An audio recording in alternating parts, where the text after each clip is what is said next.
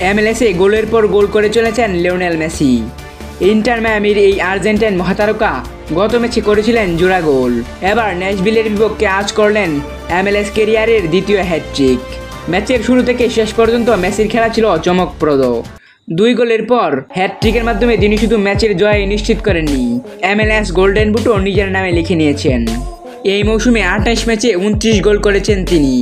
গোলের তালিকায় মেসির সঙ্গে তুলনা করলে দেখা যায় ন্যাশভিলের স্যাম সারিজ এবং লস অ্যাঞ্জেলেসের ডেনিস বুয়াঙ্গা সর্বোচ্চ 24 গোল করেছেন। MLS-এর এক নিয়মিত মৌসুমে মেসির চেয়ে বেশি গোলের রেকর্ড আছে কেবল 2 জনের, কার্লোস ভেলা 34 গোল, জোসেফ মার্টিনেজ 31 গোল। আজ মেসি শুধু গোল করেননি, তিনি এক অ্যাসিস্টও দিয়েছেন।